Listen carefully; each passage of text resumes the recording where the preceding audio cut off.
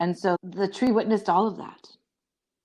And the tree remains, and like you can feel it, and the depth of time, and what healing looks like, and what growth looks like. We're dreaming the world to come, spiraling in time, dreaming alive, dreaming alive, dreaming the world to come, dreaming alive, dreaming alive, can you hear our song? Hi, I'm Rebecca. I'm Nomy.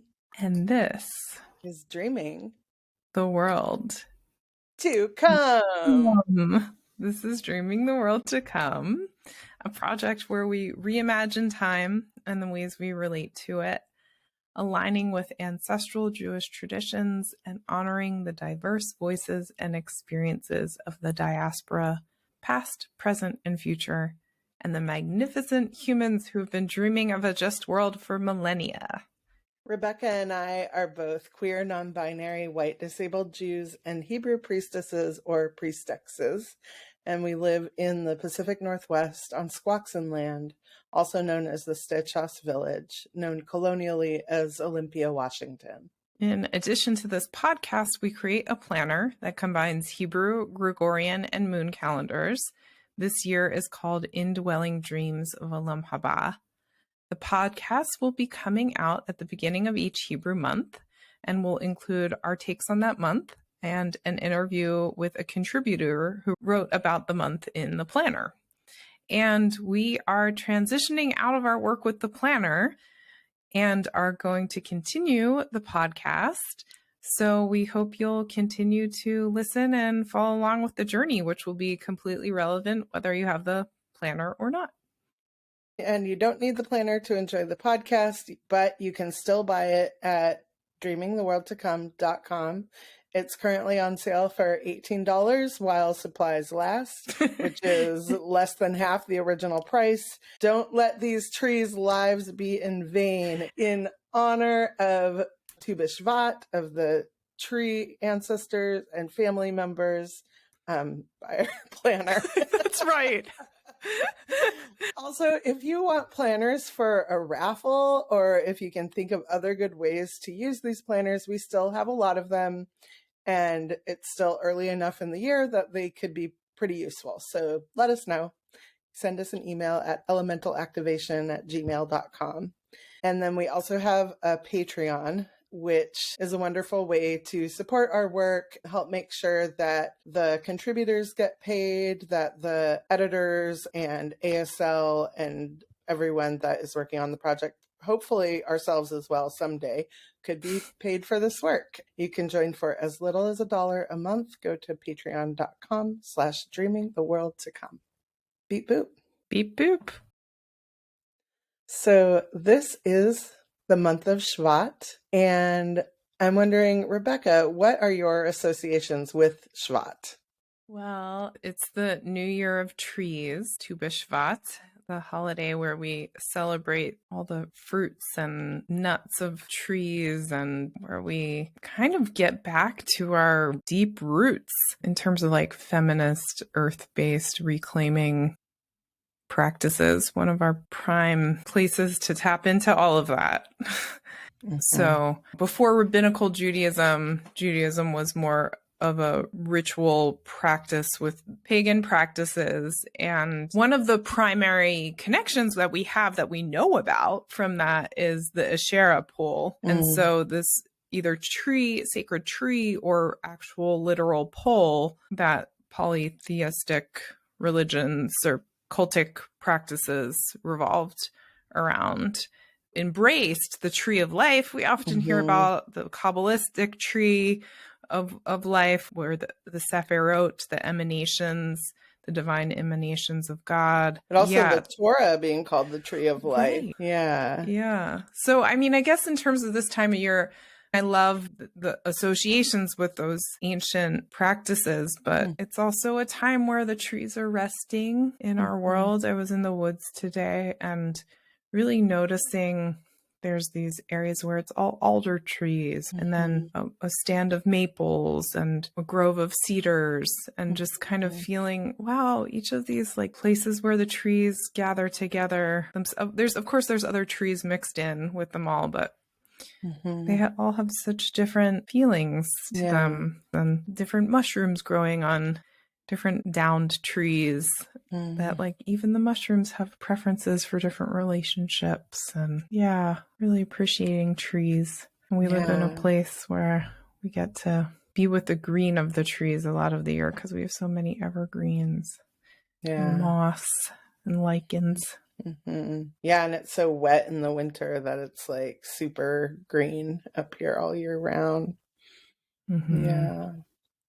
And I mean, it's interesting because I think I don't know where, I'm not good at like citing Torah portions and Talmud, but I have been educated to know that historically Tu B'Shvat was a time when it was like the birthday of trees, but not so much in a spiritual way, but more in a like accounting way. Like you count the trees at this time to know how much you're going to tithe to the community. To the temple, I think. Oh, to the temple. Yeah. So it's like kind of like tax day or something.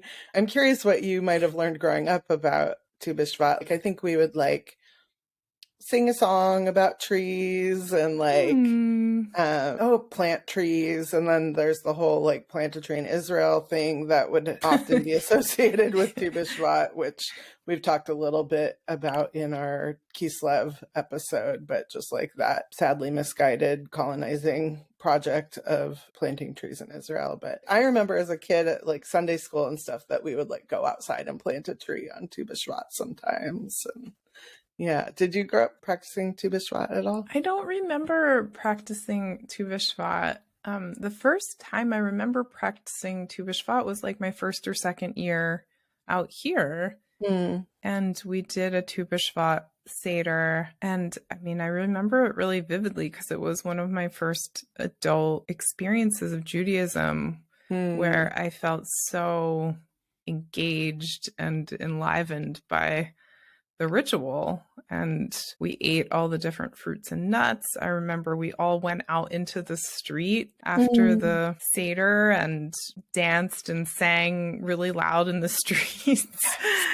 And I was like, yeah, this is the kind of Judaism I want to be a part of. Will you share a little more about the Tu B'Shvat Seder? Because that's more of like a Kabbalist invention, right?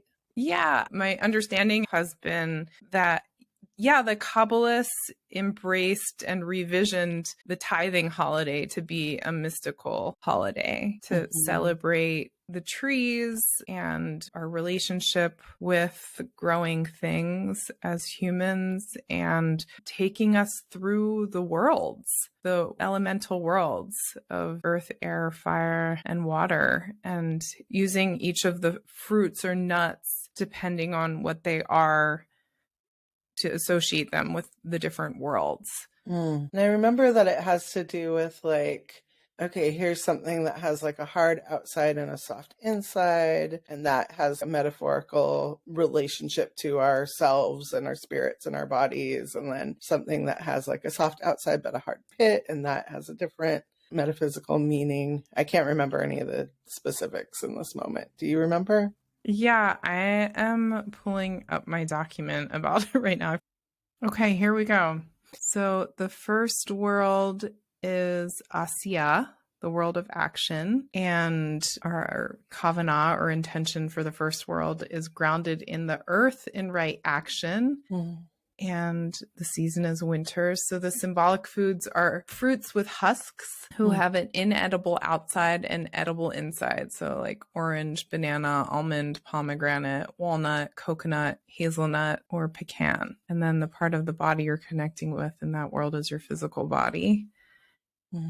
And the second world is Yetzirah, the world of formation. So it's about creative flow and growth. And the element is water. It's connected with a spring. And in this world, you're eating fruit with pits. So edible on the outside, inedible on the inside, dates, olives, apricots, plums, and peaches. And the third world is Bria, the world of thought, taking deep breaths and mindfulness. The element is air. The season is summer. And the foods are soft fruits that are entirely edible. Blueberry, strawberry, raspberry. And then the fourth world is Atzilut, the world of spirit. So being with the mystery and oneness, and the element is fire. The season is fall, and there's no food, it's only scents. Oh, interesting. Yeah, so you're connecting with your spiritual self. Do you have a sense of why the pits, where the pit or what the inedible part, how that relates to the element or to ourselves? Or Well, I kind of think of like the first world, the world of Assiyah, the world of action, being the fruit with husks, is like you have to work at it the most. So you have to take action to get to the inside, like peeling a banana or breaking the nut open, the husk of the almond or walnuts or, other nuts. Working to get the seeds of the pomegranate out, Yeah. And when you say husks, that makes me think of klipot, like the husk literally is the word that gets used, that is like surrounding the spark of divinity. And that we have to kind of like peel back the husk to reveal that inner spark and that light. Yeah. So let's see, second world, Yetzirah, world of formation. So that's fruit with pits, edible outside, inedible inside, and water, connected with water. And spring. Well, definitely a lot of those fruits, when you eat them, they're like gushing over your face, and like a peach, like, oh, that's so like juicy, watery.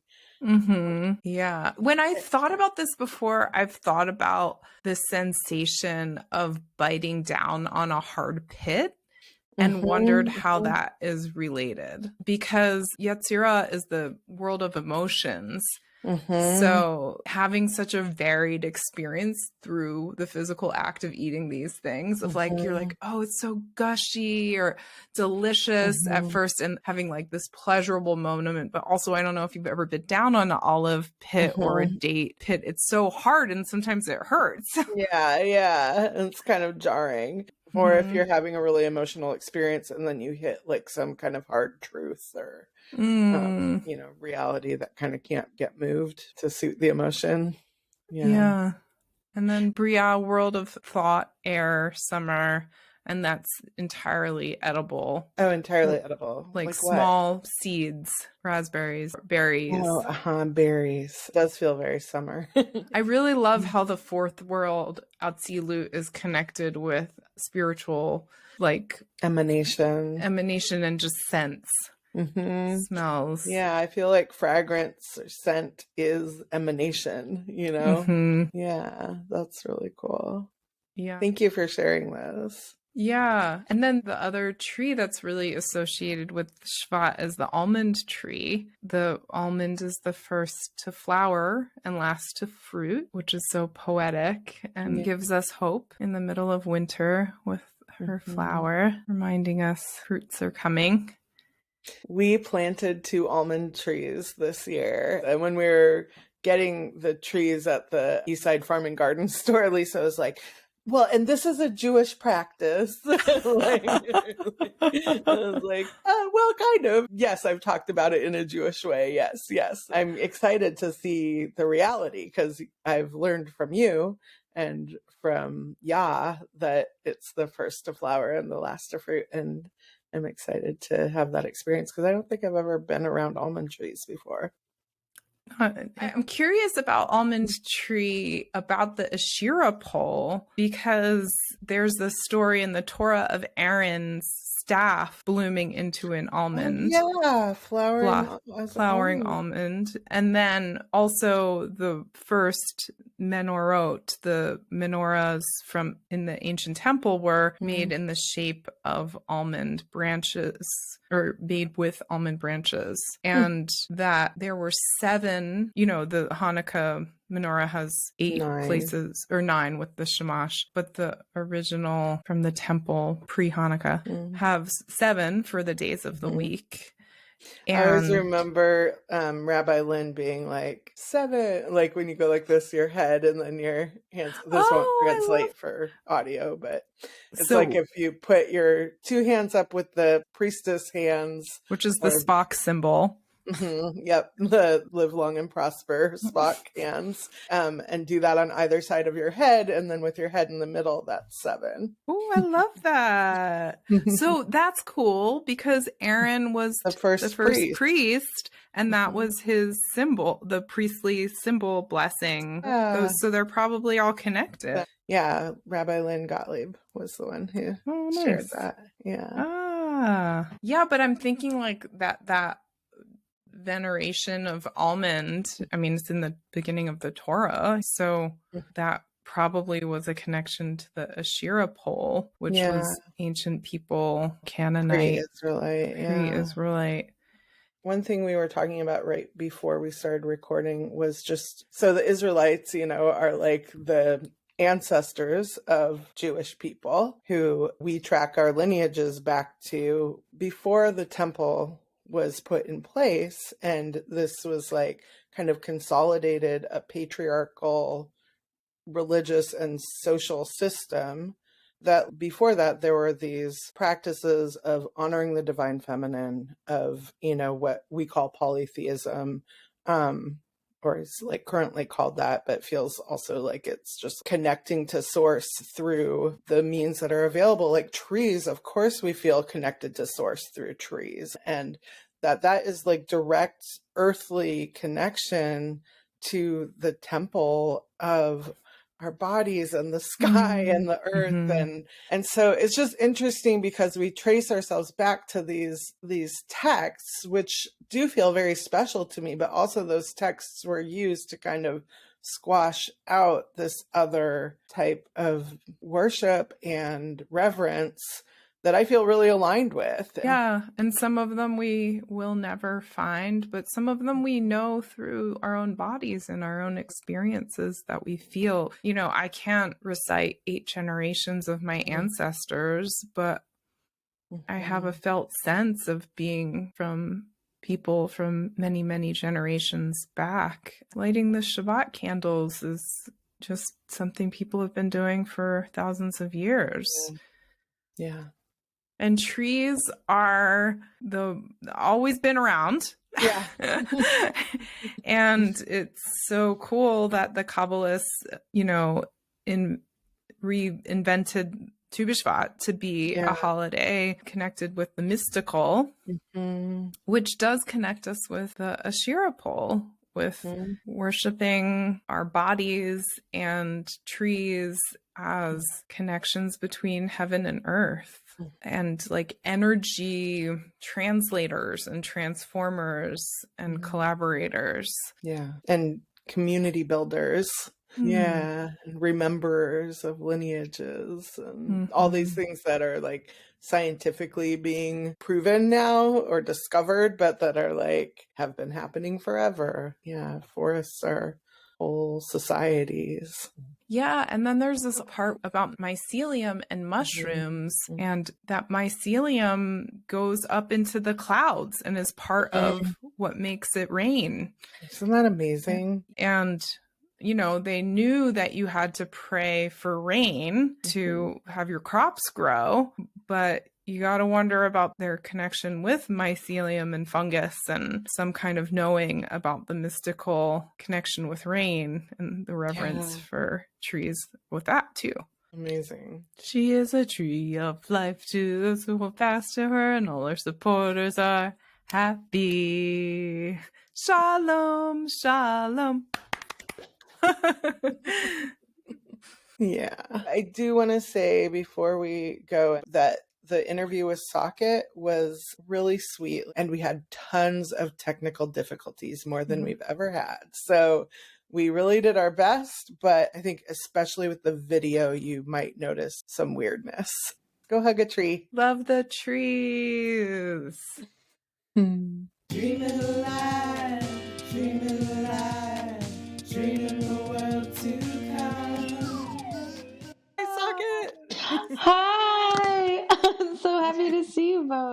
This is so awesome. It's been so long since I've seen your face. What a joy. Thank you so much for having me. It's so great. We were both we've been talking about this. We're like, we can't wait to interview Socket. Oh. In part because we just miss you and want to talk to you. Yeah, it's so mutual. I'm so happy that we're doing this. Well, we're going to start. I'm going to read your bio and then we'll get into the interview. Socket Klatzker is a community organizer, trauma therapist, conflict mediator, and workshop facilitator, as well as a fat, queer, disabled ritualist who approaches healing with a focus on refuach ha-nefesh, the healing of the soul from trauma, grief, conflict, and oppression. They work with various communities that experience trauma as a result of oppression.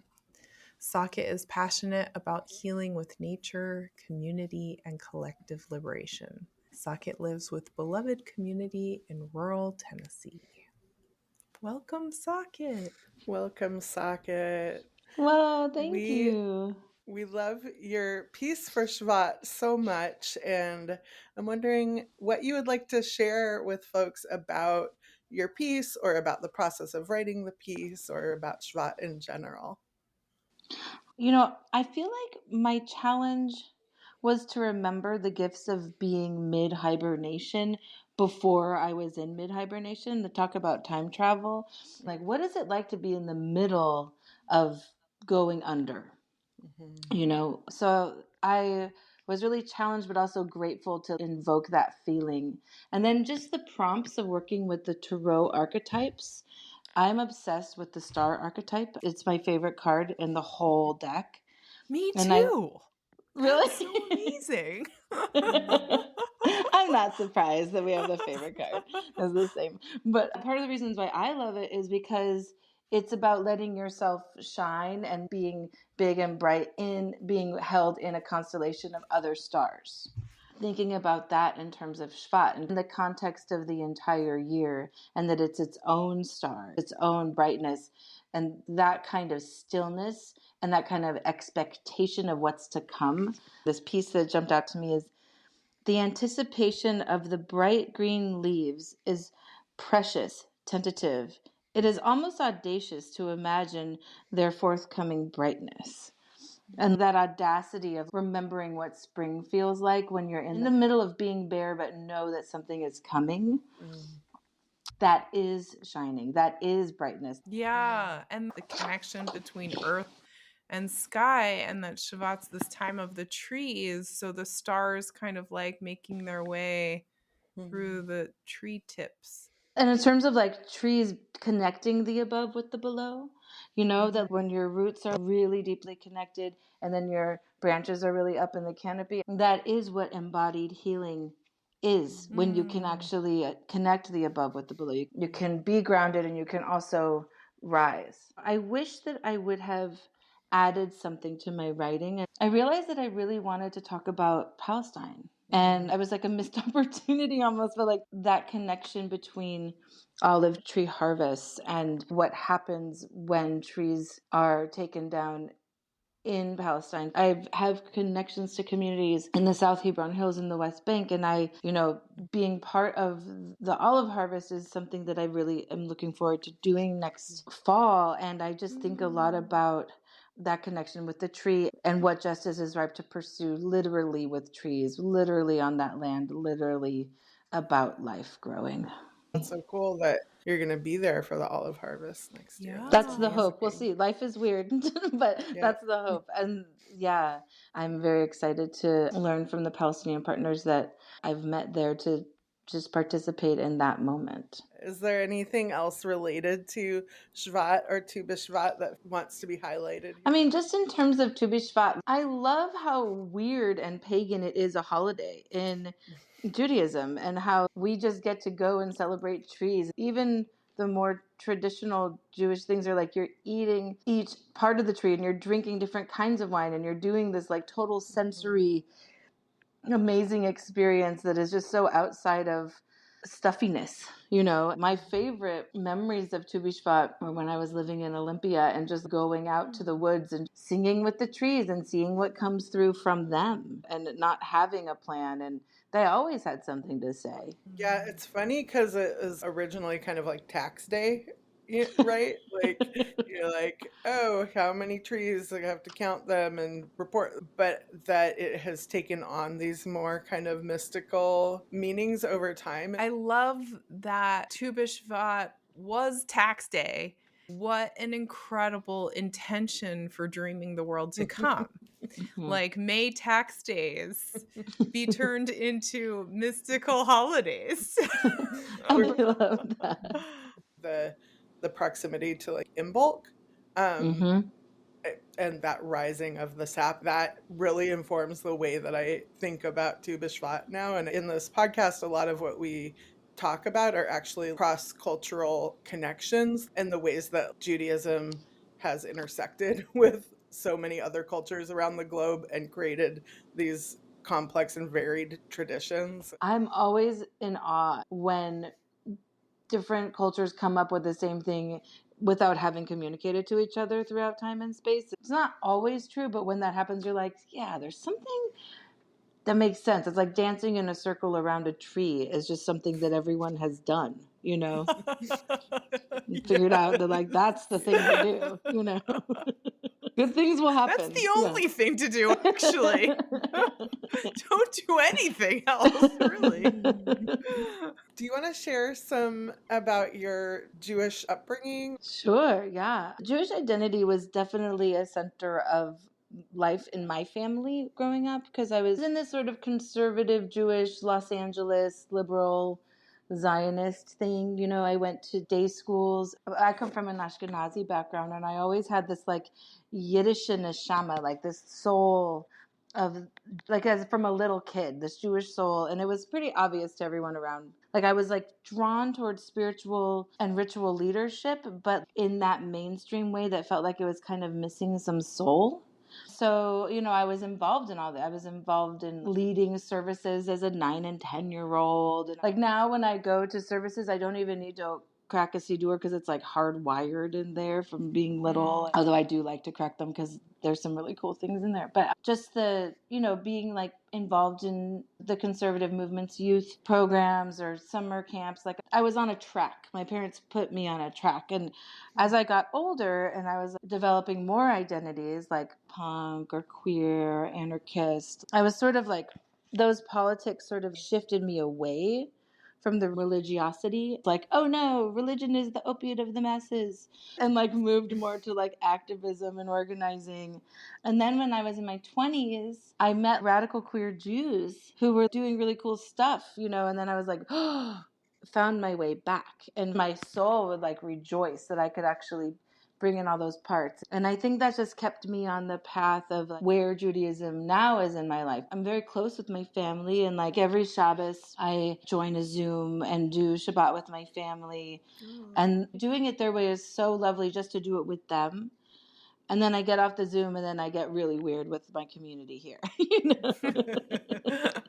Will you say a little bit about your community there? Yeah, so I live in intentional community in Middle Tennessee that is really focused on living with land and centering different values besides capitalism, doing mutual aid and showing up for each other. And that's one of the ways that I feel like I do create a world to come, is by living in this world. I have many memories of doing that with you, Nomy, out here when you visited some of the land projects and your own history with this place. And we're also a nonprofit, so we're not totally outside of capitalism. But I became the president of the board, but we're not really into president. So my title is facilitatrix. Yes, that's awesome. And so working with the community and facilitating meetings, you know, we're just creating like a way for people to get like their education paid for through our community, and just showing up for each other and finding ways to live as much outside of mainstream as we can while also participating and giving back. It's both. What's the configuration of the community? Is everybody living together? No, it's a little bit spread out, you know, like it's started off as a back to the land movement in the late 60s, early 70s, and like it's just been different configurations over time. And some people who've been here for 50 years are still here, and it's just layered, you know, and it's taken different shapes and forms of people throughout time. And right now it's a entire neighborhood, that spans miles, and like some people are in communes, and so I live in town right now so that I can also have internet and do my other stuff. It looks like a lot of different things. Like last night I went to a land party around celebrating the coming of the light, and different musicians played, and we lit the menorah, just different things that people come together and create. But it's big and it's changing. It used to be predominantly white, and there was another period where it was predominantly gay men and cis gay men. And now it's really, there's a lot of AFAB folks, there's a lot of trans folks, there's more people of color. It's still predominantly white, but not in the ways that it was. And so who's here has shifted how we live and what people's needs are. And that's really cool to watch that happen and participate in it. Right now, one of the ways that I'm participating in creating the world to come here is I'm part of a community accountability collective. And we've been working on creating a process for our neighborhood. We made a zine, and we're all making all decisions collectively and working with transformative justice and abolitionism. And it's been so amazing to be a part of that. And it's kind of a wonder that we've been here for so long and haven't had that, but I'm glad we're doing it now. How's that going? Oh, slowly, but also it's going. Yeah. Like the collective is growing and people are engaging and people are pushing back and we're staying with it. It's very dynamic and alive. Even though it feels slow, we have a handful of processes going right now, and some of them feel stalled out and some of them feel like they're moving, and I guess it's going at the rate that actual healing can happen, But it's going, and we're doing it so relationally, which I think is so radical, to have everything be based on connection instead of kicking people out and disconnecting. It's like, how do I lean in while also saying the behavior that you did broke the process of community, and how do you step in to repair it, and how do we step in and support you repairing it, While also not losing the people who've been harmed in it. And we're centering the people who've been harmed. So all of the requests are from that point of view. If there's a person who's been harmed who doesn't want a process to happen, then it's not going to happen. And the person can still do their own work and get supported, but it's a different shape. We're very open to making mistakes publicly and figuring out how to do it better and differently too. So we're always learning, and we have like a book group. We've been reading that Fumbling Towards Repair book that Shira and Miriam Kaba put together. We meet monthly on the full moon and study that together, and it's super cute actually, and hard, but good, That's so beautiful. So one of the ways that I am in the world is that I went to school to become a therapist and a counselor. And so I have a private practice where I work with people who have trauma based on oppression. And I've been really moving towards spiritual direction and away from therapy, and doing a lot of ritual with people, especially in these COVID times, doing so many grief rituals with people and with nature. I think being a ritual leader and someone who has a background in counseling, it's been such a rich combination in meeting people where they are and finding ways to move where trauma is stuck in the body and in the soul and move it through. I'm remembering even when we were first getting to know each other and trying to figure out, how do we even come into space together on the phone? You're like, I mean, if we need to stand up and turn in a circle and then say hello, or you were just like so full of ideas of how to ritualize our time together. And I remember also going and doing this very freeform ritual and in this place that had historical significance for me in Olympia.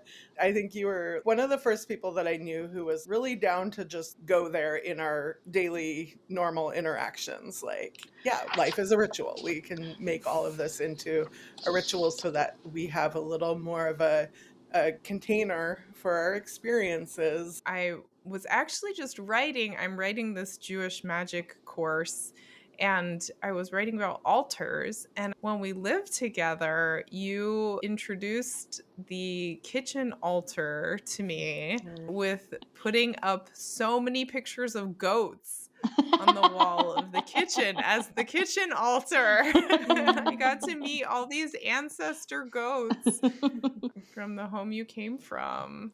Yeah, and I still hang out with their descendants. All of those goats have passed, but I hang out with their grandchildren still now.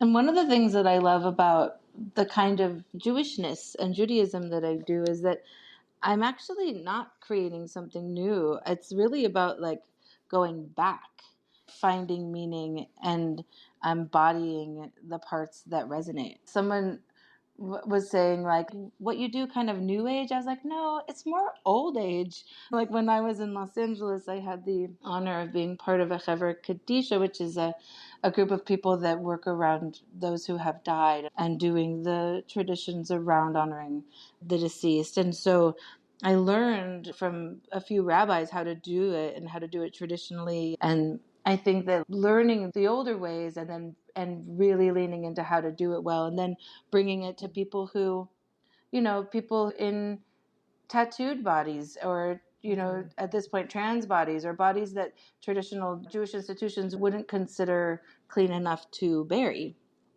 And like those are our people, and so bringing the old and learning it and then making it fit. It's like how you do with the mikveh, this kind of work that combines healing and old ritual and an eye towards social justice with the decolonial anti-Zionist lens. It's like something that's very motivational for me is that I had ancestors that immigrated to Palestine in the 1850s when they were fleeing oppression where they were in the Pale of Settlement in Eastern Europe. And I deeply feel like it's my calling to undo some of the choices that they made, like taking responsibility for the impacts of them now. And that it's also like having compassion for what they were doing and how they did it, and also taking responsibility, like I said, and using Jewish mysticism and using a connection with the earth and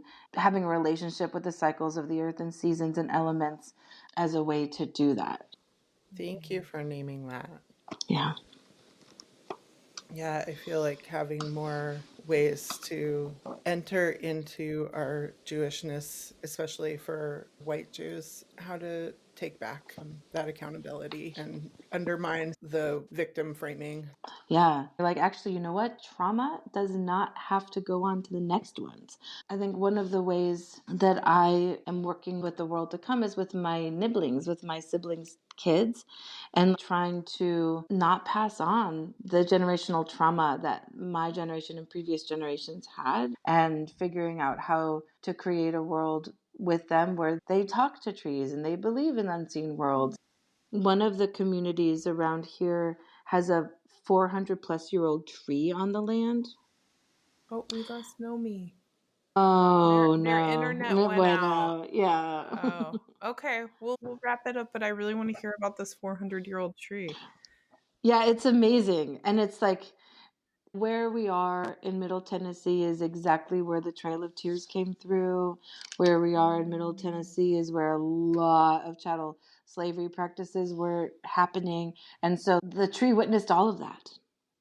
And the tree remains, and like you can feel it, and the depth of time and what healing looks like and what growth looks like. When I think about that in terms of Shvat and being in this time of year where you're going into hibernation, that you're remembering like growing is still happening and it takes time. And just thinking about the length of my relationships with you and Nomy, that we all grew each other up. Nomy and I think it's been closer to 20, and you, I think it's been like 15 or something. Yeah. And we're still practicing every day how to heal, how to embody, how to make mistakes and be humble, and also notice when healing's happening and working and all of it. Yeah, I really appreciate that. And notice when healing's happening and working. Yes. Yeah. Please, let's pay attention to that. Yeah. Thank you so much for talking with us and reconnecting. It's been delightful. I'm so grateful for the projects that you do and the project that you and Nomy are doing together with this marking of time and this expanding and growing of time. It's such a beautiful project, and all the ways that it's deepening and expanding is just an honor to be a part of. Dreaming alive, dreaming alive, dreaming the world to come. Almond meditation for the month of Shvat.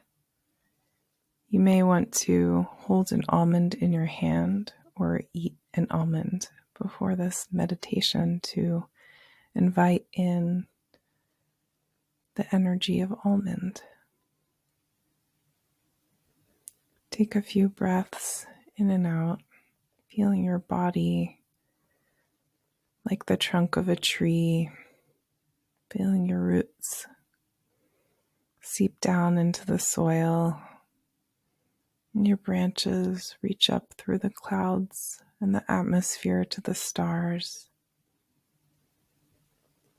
and feeling your body's capacity to navigate the connection between the two, to be a place of experiencing physicality and the sublime and the ineffable.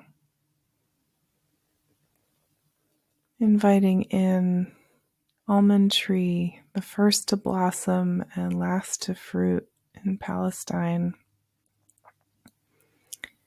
And the blossoms of this tree, sweet, delicate reminders that we have the patience to show off some of ourself, to share some of our essence,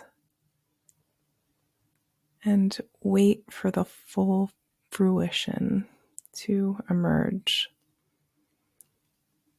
later. So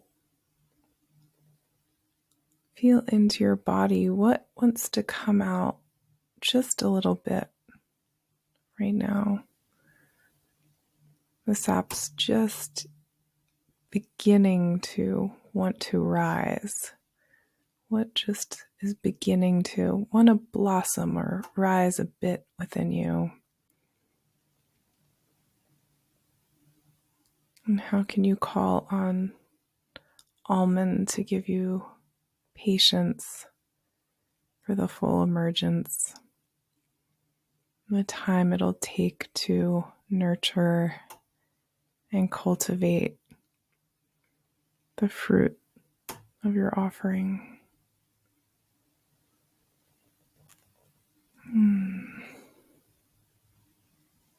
Taking some more breaths. Thanking almond for the lessons of delicate hope and emergence and patience. Dreaming the world to come. This is This Way to Olam Haba, the part of the podcast where we talk about people and projects who are building the world to come that we are inspired by. And this month we want to shout out our friend Julianne Gale, who Julianne, yes, who ran for Washington State Senate this year or last year, depending on what year you're in. In 5783, but also in 2022. Yes. Yeah, she is a fellow Jew, a Jew of color, community organizer for 20 years, who decided to run for state senate because she saw that to be the way she could most immediately make change around climate chaos, because it's such a time-sensitive, immediate issue. And she lives rurally in Washington State, like about a half hour from where we live, and works with Indigenous youth and tribal communities and people who live rurally, and is really invested in cultivating a radical, progressive rural movement. And when she announced her candidacy, it was so cool because she came I think it was Passover. Pesach, at your house, and was like, I would like to make an announcement. And I announced her. I was like, Julian's running for state senate. And what my memory of it was her kind of making a little informal speech, but I was very moved by it because she was saying that in this area, we have rainforests in Washington. Our forests are so dense. And she was like, acre for acre, the forest here has the same global impact as the Amazon rainforest. Obviously, it's a lot smaller here, but the impact is both local and it is global. And I just really appreciated that she was willing to put herself into, as also a queer person, put herself into this political arena to try to make the kind of changes that she saw needed to happen. And she didn't win, but they still gave out all these fruit trees and seed packets and created all these alliances and did a lot of generating excitement in community. Yeah. And, I was talking to her after the election was over, and she had such a positive attitude about it that she got to have conversations with people she wouldn't ever have been able to talk to, get seats at some tables, and she really saw it as a success. I mean, she got 45% of the vote, which for a first-time candidate running in a Republican area, that's really amazing. I mean, I went knocking doors with her one day, and the other guy that was with us was a former Republican who had turned Democrat and was supporting her. People embraced her. And then there were other people who were yelling at us. Wow. And I was scared. But she was like, actually, I've had the experience with some of those people. When I start talking to them, at first they're, really negative or telling us to get away. But then actually I've had the occasion of starting to talk to them, and that they're really kind and that they end up saying they're going to vote. So. And I think that her approach of really being embedded in and committed to the community, knowing what people are going through, and, people that live there love the land and love the trees, but also are facing a lot of economic challenges and oppression. And so being able to speak to all of that and finding ways for people to be involved, and so much intention just put into every piece of it. All of her signs were upcycled. There was no new plastic. And so there was this whole process of painting each sign. And so Lisa and I, my partner and I, got to paint 10 signs. And that was a way for us to be involved without being able to go knocking door to door. She's a really good organizer. She also was really great with me, who I'm not super techie, just teaching how to use this app and helping elder people figure out how to use it, really helping people find ways to get involved in the way that they could, and celebrating that along the way, and also being strategic and mindful. It's complicated. It's not like everyone who wants to make a difference should go into electoral politics, but I think it's very useful for some people to be doing that. So props to her for choosing that path, as well as all the other work that she does. The reason we wanted to include her in this episode is because of her dedication to the trees and to the forests, and a really deep love for old growth forest and for stopping clear cutting and really nurturing the plants and trees of the land here. Yeah. Just a couple announcements before we wrap up this episode. I want to make sure that we have a Patreon, patreon.com/dreamingtheworldtocome. And it helps us make this podcast, and you get to be a part of it. We send some extra this and that, sometimes full recordings of the interviews. This month, because we had some technical difficulties with the interview, we, I think, are going to also include our longer conversation that we had about Shvat, because we really got into it. We had a nice long conversation, and it had to be edited down a lot. So we'll share that with our Patreon folks as well. We have the planners on a mega sale, $18 a piece. And also, if you are an organization that needs some raffle items or anything like that, we would be really happy to make a donation of the planner. So please reach out to us about that. We won't be doing the planner again, at least next year. And we did a little short episode about it, which gets really juicy halfway through, I think. The beginning part's not too shabby either. No, not at all. But then it gets into like, why aren't we doing it again? So that's your little teaser. Yeah, it's the one called The Future of Dreaming the World to Come. Get your planners now, because you're not going to be able to get one for next year. Revere the trees. Buy a planner so we don't have to recycle them. Yeah. Yeah. They're brown like a tree trunk. And like soil.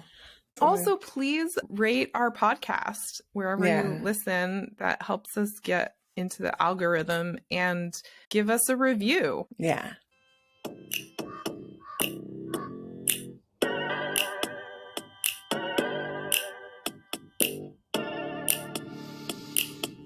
My roots go down, down to the earth. My roots go down, down to the earth. My roots go down, down to the earth. My roots go down.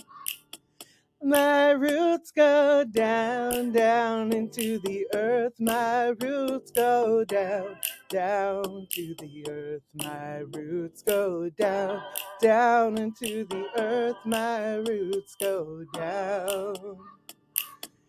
My branches reach for the stars. My branches reach for the stars. My branches reach for the stars. My branches reach. And my leaves, they turn to the sun. My leaves, they turn to the sun. My leaves, they turn to the sun. And my branches reach. My trunk stays strong, strong in the wind. My trunk stays strong, strong in the wind. My trunk stays strong, strong in the wind. My trunk stays strong. My trunk stays strong, strong in the wind. My branches reach for the stars. My leaves turn to the sun, and my roots go down.